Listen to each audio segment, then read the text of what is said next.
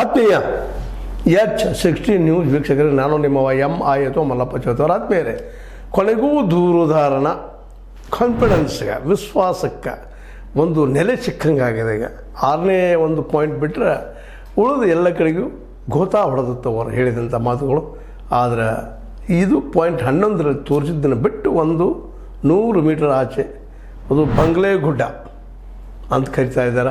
ಆ ಗುಡ್ಡದಲ್ಲಿ 100 ಮೂಳೆಗಳು ಪತ್ತೆ, ಬುರುಡೆ ಪತ್ತೆ, ಅಸ್ಥಿ ಪಂಜರ ಪತ್ತೆ ಆಗ್ಯದ ಅಂತೇಳಿ ವರದಿಗಳು ಬರ್ತಾ ಇದ್ದಾವೆ. ಅವರ ರಕ್ಷಣೆಗಾಗಿ ಉಪ್ಪನ್ನು ಸಹಿತ ಹೋಗಿದ್ರು, ಮಾಡಿದ್ರದ್ದು ರಿಪೋರ್ಟ್ಸ್ಗಳಿದ್ದಾವೆ. ಇದರರ್ಥ ದೂರುದಾರ ನಿಜವಾಗಿಯೂ ದಿಟ್ಟ ಹೆಜ್ಜೆ ಇಟ್ಟಿದ್ದಕ್ಕೆ ಒಂದು ಗಟ್ಟಿಯಾದಂಥ ನೆಲೆ ಸಿಕ್ತು ಅಂತೇಳಿ. ಯಾಕಂದರೆ ಆಲ್ರೆಡಿ ಎಲ್ಲರೂ ಸಮಸ್ಯೆ ಪಡಲಿಕ್ಕೆ ಶುರು ಮಾಡಿದರು. ಯಾಕೆಂದರೆ 9-10 ಅದು ಸಹಿತ ಇಲ್ಲ, ಇದು ಎಲ್ಲ ಕಡೆ 6 ಅಂತ ಬಿಟ್ಟರೆ ಒಳಗೆ ಎಲ್ಲೂ ಏನೂ ಇಲ್ಲ. ಸುಳ್ಳು ಹೇಳ್ತಾ ಇದ್ದ, ಏನೋ ಸಮಸ್ಯೆ ಶುರುವಾಗಿತ್ತು. ಆಮೇಲೆ ಆರೋಪ ಪ್ರತ್ಯಾರೋಪ ಶುರುವಾಗಿದ್ದವು. ಮಂಜುನಾಥ ಗೌಡ ಅನ್ನುವಂಥ ವ್ಯಕ್ತಿ ಸೇರಿಕೊಂಡು ಅವನು ಏನೋ ಗದ್ದಲ ಅಡಿಸಿಬಿಟ್ಟಿದ್ದಲ್ಲ, ಬೆದರಿಕೆ ಆಗ್ತಾ ಇದ್ದ, ಇಲ್ಲಿ ಏನೂ ಸಿಗೋದಿಲ್ಲ, ನಿನಗಲ್ಲಿ ಶಿಕ್ಷೆ ಆಗ್ತದೆ, ಹಾಗೆ ಹೀಗೆ ಅಂತೇಳಿ ಅದು ದೊಡ್ಡ ಗದ್ದಲ ಹಿಡಿದಿತ್ತು. ಒಟ್ಟಾರೆಯಾಗಿ ಈ ಕೇಸನ್ನು ದಿಶಾಬುಲ್ ಮಾಡಿಸ್ಬೇಕಪ್ಪ, ಡಿರೇಲ್ ಮಾಡಬೇಕು ಅಂತೇಳಿ ಭಾಳಷ್ಟು ಪ್ರಯತ್ನಿಸಿದ್ದು. ಆದರೆ ಆ ಫಲ ಇವತ್ತು ನಿಷ್ಫಲದಂಗೆ ಆಗಿದೆ. ಇವತ್ತು ದೂರುದಾರನಿಗೆ 100ನೇ ಫಲ ಬಂದಂಗೆ ಆಗಿದೆ. 100 ಮೂಳೆಗಳ ಈ ಒಂದು ಫೈಂಡ್ ಔಟ್ ಹುಡುಕಾಟಿನ ಸಿಗ್ತೇನಲ್ಲ, ಆ ಶಿವನಿಂದಾಗೆ ಸಹಜವಾಗಿ ಅವ್ರು ಮತ್ತಷ್ಟು ಆತ್ಮವಿಶ್ವಾಸ ಹುಟ್ಟೆ ಇನ್ನೂ 30 ಸ್ಥಾನಗಳನ್ನು ತೋರಿಸುವಂಥದ್ದು, 30 ಪಾಯಿಂಟ್ಗಳನ್ನು ತೋರಿಸುವಂಥದ್ದು, 100 ಜನ ನಾನು ಹುಟ್ಟಿದ್ದೀನಿ ಸಾಕ್ಷಿ ಕೊಡ್ತಾನೆ ಅಂತೇಳಿ ಇವತ್ತು ಇನ್ನೂ ರಭಸಂದು ಹೇಳುವಂಥದ್ರಿಂದಾಗಿ SITಗೆ ಮತ್ತಷ್ಟು ತಿನ್ನು ಶುರು ಆಗ್ಯದಂಗೆ ಆಗಿಬಿಟ್ಟದ. ಇದನ್ನು ಮಾಡಲೇಬೇಕು, ಬಿಡುವಂಥ ಸ್ಥಿತಿಯೊಳಗೆ ಇದು ಇಲ್ಲವೇ ಇಲ್ಲ. ಯಾಕಂದ್ರೆ ಇದು ಶೋಧನೆಯ ಮಿಡ್ಲ್ ಹಂತಕ್ಕೆ ಬಂದಂಥದ್ದು, ಮಾಡು ಇಲ್ಲ ಮಡಿ. SITಗಂತೂ ಇವತ್ತು ಕುತ್ತಿಗೆ ಬಂದಂಥದ್ದು. ಆರಾಮಾಗಿರುತ್ತಿರುವಂಥ ಪೊಲೀಸ್ ಜನ ಇವತ್ತು ಕಾಡು ಅಲಿಯುವಂಥದ್ದು, ಮಾಡುವಂಥದ್ದು. ಜೊತೆಗೆ ಯಾರ್ಯಾರು ಏನೇನೋ ಮಾಡಿದ್ರು ಗದ್ದಲ ಇದರಲ್ಲಿ, ಅವರಿಗೆಲ್ಲ ಡವ ಶುರುವಾಗಿದೆ ಇವತ್ತು. ಅದರಲ್ಲೂ ಬೆಳ್ತಂಗಡಿಯ ಪೊಲೀಸ್ ಠಾಣೆ ಮೇಲಂತೂ ಆರೋಪಗಳ ಮೇಲೆ ಆರೋಪ, ದೊಡ್ಡ ಆರೋಪ. ಧರ್ಮಸ್ಥಳದ ಬೆಳ್ತಂಗಡಿ ಏನು ಪೊಲೀಸ್ ಸ್ಟೇಷನ್ ಅದ್ರ ಮೇಲೆ ಆರೋಪ, ಅಲ್ಲಿಯೇ ದಾಖಲೆಗಳನ್ನು ಸುಟ್ಟು ಹಾಕಿದ್ದರಿಂದಾಗಿ ಇನ್ನಷ್ಟು ಅದ್ರ ಬಗ್ಗೆ ಸಮಸ್ಯೆ ಶುರುವಾಗುವಂಥದ್ದು. ಇದರಿಂದ ಯಾರಿದ್ದಾರೆ, ಏನೇನಿದ್ದಾರೆ, ದೊಡ್ಡ ಪ್ರಮಾಣದಲ್ಲಿ ಇದು ಏನಪ್ಪ ಅಂತಂದ್ರೆ ಒಂದು ಹೊಸ ಒಂದು ಇತಿಹಾಸವನ್ನು ಬರೆಯೋದಕ್ಕೆ ಇದು ಸಾಕ್ಷಿ ಆಗ್ತಾಯಿದೆ ಅನ್ನೋದು ಈಗಂತೂ ಖಚಿತ ಆಗ್ತಾಯಿದೆ. ಇಲ್ಲಿವರೆಗೆ ವಿಶೇಷವಾಗಿ ತಿಮ್ಮರೆಡ್ಡಿಯವರು ಆರೋಪ ಮಾಡೋದಾಗಿರ್ಬೋದು, ನಮ್ಮ ಮಟ್ಟೆನವರು ಆರೋಪ ಮಾಡೋದಾಗಿರ್ಬೋದು, ರವಿ ಪ್ರಸನ್ನ ಅವ್ರು ಮಾಡೋದಾಗಿರ್ಬೋದು, ಎಲ್ಲ ಸುಮ್ಮನೆ ಏನು ಹೇಳ್ತಾ ಇದ್ದಾರಪ್ಪ ಅನ್ನುವಂಥದ್ದು. ಇನ್ನು ಕೆಲವೊಂದಿಷ್ಟು ಜಾತಿ ಧರ್ಮಗಳ ಸಹಿತ ತರ್ತಾಯಿದ್ರು ನೋಡೋಕ್ಕೆ. ದೇಶಾಬಲು ಮಾಡೋ ಸಲುವಾಗಿ RS ಮತ್ತೊಬ್ಬರಾಗಿರ್ಬೋದು, ವಿಜಯೇಂದ್ರಂಥವರಾಗಿರ್ಬೋದು, ಇವರೆಲ್ಲ ದೇಶಾಬಲು ಮಾಡೋ ದಿಶೆಯಲ್ಲಿ ಏನೋ ಪ್ರಯತ್ನ ಮಾಡ್ತಾಯಿದ್ರು. ಒಂದು ವಿರೋಧ ಪಕ್ಷದ ನಿಜವಾದ ಕೆಲಸವನ್ನು ಅವ್ರು ಮಾಡ್ತಾ ಇರಲಿಲ್ಲ ಅನ್ನೋದು ಅವ್ರ ಬಿಹೇವಿಯರ್ ಗೊತ್ತಾಗುವಂಥ ವಿಷಯ ಆಗಿತ್ತು. ಅದಕ್ಕೆಲ್ಲ ಕಾಂಗ್ರೆಸ್ಸಲ್ಲೂ ಸಾಕಷ್ಟು ಜನ ಇದ್ದರು. ಅದನ್ನು ಅಂದರೆ ಒಟ್ಟಾರೆ 3 ಪಕ್ಷಗಳ ರಾಜಕೀಯ ಜನ ತಮ್ಮ ರಾಜಕೀಯ ಲಾಭ ನೋಡಿಕೊಂಡ್ರೆ ವಿನಃ ಅಲ್ಲಿ ನಡೀತಿರೋ ಅನ್ಯಾಯಗಳನ್ನು ಶೋಧಿಸಿ ತೆಗಿಬೇಕು ಅನ್ನೋಂಥದ್ದು ಇಲ್ಲದಕ್ಕಾಗಿ ಮನೆಗೆ ಜನನೇ ಇದ್ದಿಲ್ಲ ಅಂತ ಪ್ರಸಂಗ ಬಂತು. ಅದಕ್ಕೆ ಮೂಲ ಕಾರಣ ಪುರುಷರು ಈ 3 ಜನ. ಇವ್ರ ಹೋರಾಟ, ಒಕ್ಕಲಿನ ಹೋರಾಟ, ಒಕ್ಕಟ್ಟಿನ ಹೋರಾಟ ಇವತ್ತೊಂದು ಹಂತಕ್ಕೆ ತಂದು ನಿಲ್ಲಿಸಿದೆ. ಇವತ್ತು ಅದ್ರ ಜೊತೆಗೆ ಇವತ್ತು ಜಗದೀಶ್ ಅಂತ ಅವ್ರು ಬಂದು ಸೇರಿದ್ದಾರೆ. ಸುಪ್ರೀಂ ಕೋರ್ಟ್ ವಕೀಲಗಳು ಬಂದಿದ್ದಾರೆ, ಜಡ್ಜಸ್ ಬರ್ತಾ ಇದ್ದಾರೆ, ಇದ್ರೊಳಗೆ ವಕೀಲರು ಕೊನೆಗೆ ಬಂದಿದ್ದಾರೆ, ಸೇರಿ ಇದಕ್ಕೊಂದು ಹೊಸ ದಾರಿಯನ್ನು ಕಂಡುಕೊಂಡಿದ್ದಾರೆ. ಹೀಗಾಗಿ ಇನ್ನೂ ಇದರಿಂದ ತಪ್ಪಿಸ್ಕೊಳ್ಳೋದು ಭಾಳ ಕಷ್ಟ. ಅದರ ಮೇಲೆ ಯಾರಿದ್ದಾರೋ ಅವರು ಇನ್ನೂ ನಾವು ಅದನ್ನು ಯಾರ ಮೇಲೆ ಆರೋಪ ಮಾಡ್ತಾ ಇಲ್ಲ, ಯಾರು ಮಾಡೋ ಅವಶ್ಯಕತೆ ಇಲ್ಲ. ಆ ಮೂಳೆಗಳು, ಆ ಒಂದು ಈಗ ಏನು ಹೇಳ್ತಾ ಇರುವಂಥ ಕಥೆಗಳು, ಅದ್ರ ಜೊತೆಗೆ ಇನ್ನೊಬ್ಬ ನಮ್ಮ ಜಯಂತ್ T ಎನ್ನುವಂಥ ಮಾಹಿತಿ ಹಾಕಿನ ಹೋರಾಟಗಾರರು, ಅವರು ಇವತ್ತು ಇಳಿದಿದ್ದಾರೆ ಇದರಲ್ಲೇ ಕಣದಲ್ಲೇ. ಅವ್ರ ಜೊತೆ ಇನ್ನೂ 5-6 ಜನ ಇದ್ದಾರೆ ಅಂತ ಹೇಳ್ತಾ ಇದ್ದಾರೆ. ಅಂದರೆ ಸಾಕ್ಷಿಗಳ ಮೇಲೆ ಸಾಕ್ಷಿ ಹೊರಗೆ ಬರ್ತಾ ಇದ್ದಾರೆ, ಜೊತೆಗೆ ಮೂಳೆಗಳು ಸಿಗ್ತಾ ಇದ್ದಾವೆ.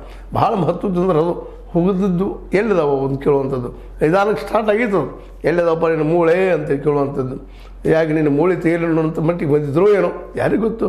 ಹೇಗಂತಂದರೆ ಈ ಪಾಳೆಗಾರಿಕೆ ಮಾಡೋ ಸ್ಥಿತಿ ಇದ್ದಂಥ ಜನ ವಿಶೇಷವಾಗಿ ತಮ್ಮದು ಸತ್ಯ, ತಾವು ಮಾತಾಡಿದ್ದ ಸತ್ಯ ಅನ್ನುವಂಥ ಮಾತುಗಳು ಇವತ್ತು ಅದಕ್ಕೆ ಉಲ್ಟಾ ಹೊಡೆಯುವಂಥ ಎಲ್ಲ ಸಾಧ್ಯಗಳು ಇಲ್ಲಿ ಕಂಡು ಬರ್ತಾ ಇದ್ದಾವೆ. ಒಬ್ಬ ದೂರದಾರಿದ್ದಾಗ 2-3 ಜನ ಆದರು.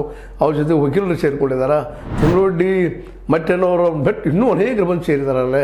ಸಾವಿರಾರು ಜನ ಒಕ್ಕಟ್ಟಿನಿಂದ ಹೋರಾಟ ಮಾಡೋದಕ್ಕೆ ಇನ್ನಷ್ಟು ಬಲ ಬಂದಂಗೆ ಆಗ್ಯದ. ಇವತ್ತಂತೂ ಇನ್ನೂ ಉತ್ಸಾಹದಿಂದ ನಮ್ಮ ದೂರದಾರ ಇನ್ನೂ 30 ಸ್ಥಾನಗಳು ತೋರಿಸ್ತೀನಿ ನಾನು ಅಂತ ಹೇಳ್ತಾ ಇದ್ದಾನೆ.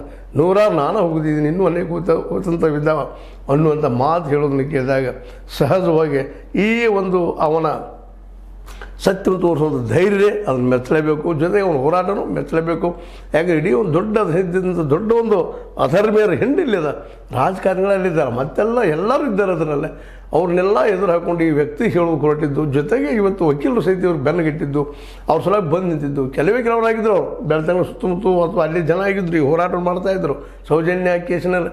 ಅವ್ರು ಕೆಲವೇ ಜನ ಆಗಿದ್ದರಿಂದಾಗೆ ಎಲ್ಲಿ ಹೈಕೋರ್ಟ್ ಹೋಗಲಿ ಎಲ್ಲಿ ಹೋಗಲಿ ಏನೋ ದಾಡ್ತಾ ಬಂದಿತ್ತು.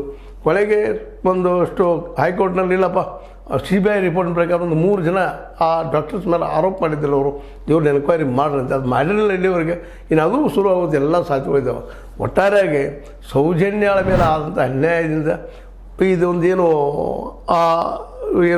ಶೋಧನೆಯನ್ನು ತನಿಖೆಯನ್ನು ದಿಶಾಬಲು ಮಾಡಿ ಆ ವ್ಯಕ್ತಿಯ ಒಂದು ಸಾವಿಗೆ ನ್ಯಾಯವನ್ನು ಕೊಡೋದು ಹಿಂದಿನ ತನಿಖೆಗಳು ನಿಷ್ಫಲ ಆಗಿದ್ದವು. ಆ ದಿಶೆಯಲ್ಲೇ ಈ ಮತ್ತೊಂದು ಮೂವ್ಮೆಂಟ್ ಶುರುವಾಗಿ ಅದರಲ್ಲೂ ನಿಶ್ಚಿತವಾಗಿಯೂ ಯಾವುದಕ್ಕೂ ಅಂಜಲಾರದ ಸೌಜನ್ಯ ಕುಟುಂಬ ಆಗಿರ್ಬೋದು, ಅವ್ರ ಕುಟುಂಬದವ್ರು ಬಿಟ್ಟಿರ್ತಾರೆ, ನಮ್ಮ ಮಗಳ ಸಹ ಹೋರಾಟ ಮಾಡ್ತಿರ್ಬೋದು. ಬಟ್ ಮಟ್ಟೆನವರು, ತಿಮ್ಮರೊಡ್ಡಿ ಅಂತ ಮತ್ತು ಜೊತೆಗೆ ರವಿ ಪ್ರಸನ್ನರಂಥ ವ್ಯಕ್ತಿಗಳು ಇದನ್ನು ತಮ್ಮ ಸಿದ್ಧಾಂತವನ್ನು ಬದಿಗಿಟ್ಟು, ಅಂದರೆ ಹಿಂದುತ್ವವಾದಿಗಳು ಪೂರ್ತಿಯಾಗಿ ಅವ್ರದ್ದೇ ಗೌರ್ಮೆಂಟ್ ಇತ್ತು. ಅದು ನಡೆದ ಘಟನೆ ಆದಾಗ ಈ ನಮ್ಮ ಏನೋ ಸೌಜನ್ಯಕ್ಕೆ ಹತ್ಯೆ ಆದಾಗ ಅಥವಾ ಕೊಲೆ ಆದಾಗ BJP ಸರ್ಕಾರ ಇತ್ತು, ಯಡಿಯೂರಪ್ಪನವರು ಅದನ್ನು ಆಡಳಿತ ಮಾಡ್ತಾಯಿದ್ರು. ಇಂಥ ಸಂದರ್ಭ ನಡೆದಂಥ ಘಟನೆಯನ್ನು ಏನೋ ಮುಚ್ಚಿ ಹೋಗೋದಿದ್ರು ಅದು. ಬಟ್ ಇವತ್ತು ತಮ್ಮ BJP ಮೂಲತಃ ಹಿಂದುತ್ವವಾದಿಗಳು ಇವರೆಲ್ಲ. ನಮ್ಮ ಮಟ್ಟೆನವರು ಅದೇ BJPಗರು, ತಿಮ್ಮರೊಡ್ಡಿಯವರು BJPಗರು, ಅದೇ ಕಾಲ ರವಿ ಪ್ರಸನ್ನ BJPಗರು. ಹೀಗಾಗಿ ಅಲ್ಲೆಲ್ಲ ವಿಶೇಷವಾಗಿ BJP ಜನ ಹೆಚ್ಚಿದ್ರೂ ಸಹಿತ ಆ ಪಾಪ ಹುಡುಗಿಗೆ ನ್ಯಾಯ ಕೊಡಿಸುವಲ್ಲೇ ಇವರೆಲ್ಲ ಪಾಪ ಸೋತಿದ್ರು. ಇದಕ್ಕೆಲ್ಲ ಕಾರಣ ರಾಜಕಾರಣ, ಅಲ್ಲಿ ಹಿಂದಿದ್ದಂಥ ಅಧರ್ಮೀಯ ಜನ. ಹೀಗಾಗಿ ಇವತ್ತದು ಮೂಳೆಗಳು ಸಿಗ್ತಾ ಹೊರಟಿದ್ದನ್ನು ನೋಡಿದಾಗ ಇದು ಇನ್ನು ಬೇರೆ ರೂಪ ಪಡ್ಕೊಂಡು ಇದು ರಾಷ್ಟ್ರ ಮಟ್ಟದ ಒಂದು ವಿಶ್ವ ಆಗೋದು ಎರಡು ಮಾತಿಲ್ಲ. ಇನ್ನು ಇದ್ರ ಹಿಂದಿದ್ದಂಥ ವ್ಯಕ್ತಿಗಳು, ಮಾಡಿದಂಥ ವ್ಯಕ್ತಿಗಳು, ಕುಕರ್ಮಿಗಳು ಅಥವಾ ಅಧರ್ಮಿಗಳು ಸಿಗುವುದರಲ್ಲಿ ಯಾವ ಅನುಮಾನ ಬೇಕಾಗಿಲ್ಲ ಅನ್ನುವಂಥ ಮಾತು ಇವತ್ತು ಕೇಳಿ ಬರ್ತಾ ಇದ್ದಾವೆ. ಎಲ್ಲ ಕಡೆ ಮಾತಾಡ್ತಾ ಇದ್ದಾರೆ. ಅದರಲ್ಲೂ ಜಗದೀಶ್ ಅವರಂತೂ ವಕೀಲ ಜಗದೀಶ್ ಅವರಂತೂ ಈ ಒಂದು ವಿಷಯದಲ್ಲಿ ಪೂರ್ತಿಯಾಗಿ ವಕೀಲರ ಮುಖವಾಣಿಯಾಗಿ ಇವತ್ತು ಎಲ್ಲ ಡೆವಲಪ್ಮೆಂಟ್ಗಳು ಮಾತಾಡ್ತಾ ಇದ್ದಾರೆ. ಮೋಸ್ಟ್ಲಿ ಇಷ್ಟೆಲ್ಲ ಜನರ ಹದ್ದಿನ ಕಣ್ಣನ್ನು ಎಲ್ಲರೂ ಅಲ್ಲೇ ಕನ್ನೋದೇ ಏನು ಬರ್ತದೆ ಏನಿಲ್ಲ. ಒಂದು ಸಣ್ಣ ಮೂಳೆ ಸಿಕ್ಕರು ಸಹಿತ ದೊಡ್ಡ ಇಶ್ಯೂ ಆಗ್ತಾಯಿದೆ ಇವತ್ತು. ಸಣ್ಣ ಬುರುಡೆ ಒಂದು ಭಾಗ ಸಿಕ್ಕರು ಸಹಿತ ಇವತ್ತು ದೊಡ್ಡ ಇಶ್ಯೂ ಆಗ್ತಾಯಿದೆ. ಅಂಥದ್ರಲ್ಲ 100 ಮೂಳೆಗಳು ನಿನ್ನೆ ಸಿಕ್ಕಿದ್ದು. ಅದು ಬಂಗ್ಲೆ ಗುಡ್ಡ, ಎತ್ತರದ ಗುಡ್ಡಗಲ್ಲ ಸಿಕ್ಕಿದ್ರಿಂದಾಗಿ ಇನ್ನಷ್ಟು ಏನಪ್ಪ ಅಂದರೆ ಕುತೂಹಲ ಹೆಚ್ಚಾಗ್ತಾ ಈ ಅಧರ್ಮೀಯರ ಒಂದು ಏನಪ್ಪ ಕಿತ್ತಾಕುವ ಸಮೀಪ ಬರ್ತಾ ಇದೆ ಅಂಥೇಳಿ ಯಾರಿಗಾದರೂ ಅನ್ನಿಸ್ತಾ ಇದೆ. ಇದೊಂದು ಆದರೆ ನಿಶ್ಚಿತವಾಗಿಯೂ ಇದು ಈ ಶತಮಾನದ ದೊಡ್ಡ ತನಿಖೆ ಅಂತ ಹೇಳಬೇಕಾಗಿದೆ. ಯಾಕಂದ್ರೆ ಇದನ್ನು ಸರಳ ಈಜಿ ಅಂತ ತಿಳ್ಕೊಳ್ಳಿಕ್ಕೆ ಹೋಗ್ಬೇಡ್ರಿ. ಮುಚ್ಚಿ ಹೋದಂಥದ್ದು ಇದು. ನೋಡಿರಿ, 106 ಮೂಳುಗಳು ಸಿಗ್ತಾ ಇದ್ದಾವೆ, ಏನೇನೋ ಆಗ್ತದೆ. ಎಷ್ಟೋ ಜನ ಆರೋಪ ಮಾಡ್ತಾಯಿದ್ದಾರೆ. ಯಾರ ಮಾತಿಗೂ ಅಲ್ಲಿ ಬೆಲೆ ಹಿಡಿದಂಗೆ ಮುಚ್ಚಾಕೋ ಕೆಲಸವನ್ನು ನಿರಂತರವಾಗಿ ಮಾಡ್ತಾ ಬಂದಿತ್ತು ಅಲ್ಲಿಯ ಪೊಲೀಸ್ ವ್ಯವಸ್ಥೆ. ಇವತ್ತು ಆ ಪೊಲೀಸರು ಸಹಿತ ಇವತ್ತು ಶಿಕ್ಷೆ ತೆಗೆದುಕೊಳ್ಳುವಂಥ ನೋಡಿರಿ, ಆ ದಾಖಲೆಯನ್ನು ಸುಡೋ ಅವಶ್ಯಕತೆ ಇವ್ರಿಗೆ ಏನಿತ್ತು ನಮ್ಮ ಬೆಳ್ತಂಗಡಿ ಪೊಲೀಸರಿಗೆ. ಆದರೆ ನೆನಪಿಡಬೇಕಾಗಿದೆ. ಇವತ್ತು ಜಗದೀಶ್ ಅವ್ರು ಹೇಳ್ತಾರೆ ವಕೀಲರು, ಅದ್ರ ಇವ್ರಿಗೆ ಸುಟ್ಟು ಹಾಕಿರ್ಬೋದು ರೀ, ಇವ್ರು ಕೇಸ್ ಹಾಕಿರ್ತಾರಲ್ಲ ಅವು ನಮ್ಮ ನ್ಯಾಯಾಲಯದಲ್ಲಿ ಇರ್ತಾವೆ, ಅದನ್ನು ಸುಡೋಕ್ಕೆ ಸಾಧ್ಯ ಇಲ್ಲ, ಅಲ್ಲಿ ಸಿಗ್ತಾವೆ, ಅದನ್ನು ತೊಗೊಂಡು ನೀವು ಫೈಟ್ ಮಾಡ್ಬೋದು ಅನ್ನುವಂಥ ಒಂದು ದಾರಿನ ತೋರಿಸ್ತಾ ಇದ್ದಾರೆ. ಅಂದರೆ ಇದರರ್ಥ ಇದು ಅಷ್ಟು ಸರಳವಾಗಿ ಮುಚ್ಚಿ ಹೋಗುವಂಥದ್ದಲ್ಲ. ಯಾವುದೇ ಕೇಶವಗೌಡ ಆಗಿರ್ಬೋದು, ರಾಕೇಶ್ ಶೆಟ್ಟಿ ಆಗಿರ್ಬೋದು, ಇನ್ನುಳಿದ ಜನ ಆಗಿರ್ಬೋದು, ಇವರಿಂದ ಇದೆಲ್ಲ ಮುಚ್ಚಿ ಹೋಗ್ತದಪ್ಪ ಅನ್ನುವಂಥದ್ದು ಇವತ್ತಂತ ದೂರದ ಕನಸು ಒಂದು ಮಾತ್ರ ಹೇಳಬೇಕಾಗಿದೆ. ಒಟ್ಟಾರೆಯಾಗಿ ಇವತ್ತು ಒಂದು ಹೊಸ ಸಂಚಲನ ಮೂಡಿಸುವ ಎಲ್ಲ ಸಾಧ್ಯತೆಗಳಿದ್ದಾವೆ. ಇನ್ನೂ ಆ ದೂರದಾರ ಮತ್ತಷ್ಟು ಬಲಿಷ್ಠ ಆಗೋ ಜೊತೆಗೆ ಅವನ ಜೊತೆಗೆ ಇನ್ನೂ 5-6 ಜನ ದೂರದಾರರು ಸಾಕ್ಷಿದಾರರು ಜೊತೆಗೂಡುವುದರಿಂದಾಗಿ ಈ ಒಂದು ಧರ್ಮಸ್ಥಳದ ಅಧರ್ಮೀಯರ ಕಾರ್ಯಗಳು ಹೊರಗೆ ಬರೋದು ದೂರಿಲ್ಲ. ಅವ್ರು ಯಾರು ಏನು ಎನ್ನುವುದು ಇನ್ನು ಕೆಲವೇ ದಿನ ಹೊರಗೆ ಬರ್ತದೆ ಅನ್ನೋಂಥ ವಿಶ್ವಾಸ ನಮ್ಮ ದೂರದಾರ ಮತ್ತು ದೂರದಾರನ ಹಿಂದಿರುತ್ತಂಥ ಪೊಲೀಸ್ ವ್ಯವಸ್ಥೆಯಲ್ಲಿ ಕಡಿಮೆ ಹೇಳಬೇಕಾಗಿದ್ದು ವಕೀಲ ವ್ಯವಸ್ಥೆ ಇವರೆಲ್ಲರೂ ಕೂಡ್ಕೊಂಡು ಇವತ್ತು ಮಾಡ್ತಾ ಇದ್ದಾರೆ. ಈ ಒಂದು ಅಸತ್ಯಗಳ ಗೂಡನ್ನು, ಕೊಲೆಗಳ ಗೂಡನ್ನು ಈ ಒಂದು ಅಸ್ಥಿಪಂಜರ ಸಿಗುವುದರ ಮೂಲಕ ಹೊಸ ಅಧ್ಯಾಯ ಸ್ಟಾರ್ಟ್ ಆಗ್ಬೋದು ಮತ್ತು ತಪ್ಪಿತಸ್ಥರ ಶಿಕ್ಷೆ ಆಗ್ತದೆ ಅನ್ನೋಂಥ ವಿಶ್ವಾಸ ಎಲ್ಲರೂ ಮೂಡಿದ್ದರಿಂದಾಗಿ ಇನ್ನೂ ಅನೇಕ ಸಾಕ್ಷಿದಾರರು ಈ ಸಾಕ್ಷಿ ಹೇಳಿಕೆ ಬರುವ ಸಾಧ್ಯತೆಗಳಿದ್ದಾವೆ. ಈಗಾಗಲೇ ಆ ಸಾಕ್ಷಿದಾರ ಯಾರು ಏನು ಮುಸುಕುದಾರಿ ಅನ್ನೋದು ಹೆಚ್ಚುಗಳ ಮೇಲೆ ಸ್ಪಷ್ಟ ಆಗಿದೆ. ಇನ್ನೇನು ಮುಸುಕು ಹಾಕ್ಕೊಂಡು ಅಡ್ಡಾಡೋ ಅವಶ್ಯಕತೆ ಇಲ್ಲ ಅಂತ ಅನಿಸ್ತಾ ಇದೆ ಅಂತೇಳಿ ಎಲ್ಲರೂ ಮಾತಾಡ್ತಾ ಇದ್ದಾರೆ. ಓಪನ್ ಆಗಿ ಬರಲಿ, ಏನು ಈ ಜನನ ಇವ್ರು ಹಿಂದಿನ ಮುಂದೆ. ಅದರಲ್ಲೂ ಕೋಲ್ಡ್ ರಾಂಪೇಜ್ ಆ ಒಬ್ಬ ಸಂಪಾದಕ ದೊಡ್ಡ ಹೋರಾಟ ಮಾಡಿದ್ದಾರೆ. ಅವರೆಲ್ಲರೂ ಒಂದು ಜೊತೆಗೆ ನಿಮ್ಮ ಜೊತೆ ನಿಲ್ಲೋದ್ರಿಂದಾಗಿ ನೀವು ಬೆದರುವಂಥ ಅವಶ್ಯಕತೆಯೂ ಇಲ್ಲ. ಇದು ಇನ್ನು ಸತ್ಯ ಹೇಳೋರು ಯಾರಿದ್ದಾರೆ ಅಂತ ಹೇಳ್ಬೇಕಾಗಿದೆ ಅಷ್ಟೇ, ಸ್ವಲ್ಪ ಸಮಯ ತೊಗೋಬೋದು.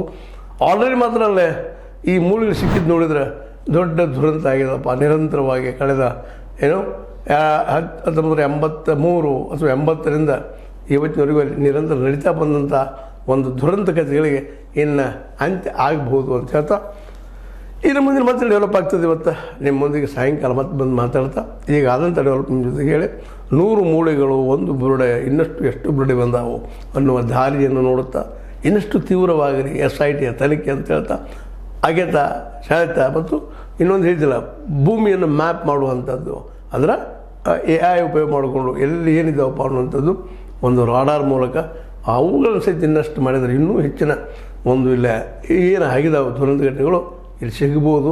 ಅದಕ್ಕೆ ಆ ದಾಖಲೆ ಟ್ಯಾಲಿ ಮಾಡೋದಕ್ಕೆ ಈಗಾಗಲೇ ಕೋರ್ಟ್ನಲ್ಲಿ ಅವು ರೆಕಾರ್ಡ್ಸ್ ಇದ್ದಾವೆ ಅನ್ನೋಂಥ ಮಾತನ್ನು ಜಗದೀಶ್ ಅವರು ಹೇಳಿದ್ರಿಂದಾಗಿ ಈಗ ಅನೇಕ ವಕೀಲರು ಮಾತಾಡೋದರಿಂದಾಗಿ ಈ ಕೇಸ್ಗಳು ಸುಲಭವಾಗಿ ಮುಚ್ಚಿ ಹೋಗೋದಿಲ್ಲ ಅನ್ನೋದು ಎಲ್ಲರಲ್ಲೂ ವಿಶ್ವಾಸ ಮಾಡಿ ಇನ್ನೂ ಅನೇಕ ಸಾಕ್ಷಿದಾರರು ಇಲ್ಲಿ ಬರುವ ಸಾಧ್ಯತೆಗಳಿದ್ದಾವೆ ಅನ್ನುವ ಮಾತನ್ನು ಹೇಳ್ತಾ ಇವತ್ತಿನ ಈಗಿನ ಕೆಲಸವನ್ನು ನಾನು ಮುಗಿಸ್ತಾ ಇದ್ದೀನಿ. ನಿಮಗೆ ಲೈಕ್ ಆಗಿರ್ಬೋದು, ಲೈಕ್ ಮಾಡಿ ಶೇರ್ ಮಾಡಿ ಕಾಮೆಂಟ್ ಮಾಡಿ ಜೊತೆಗೆ ಸಬ್ಸ್ಕ್ರೈಬ್ ನಿಲ್ಲಿಸ್ಲಿಕ್ಕೆ ಮುಂದಿನ ಇಶ್ಯೂಗೆ ವೇಟ್ ಮಾಡಿರಿ ಅಂತ ಹೇಳ್ತಾ H16 ನ್ಯೂಸ್ ಅರ್ಥದ ಸತ್ಯದ ಕೈಗಳಲ್ಲಿ ವಂದನೆಗಳು.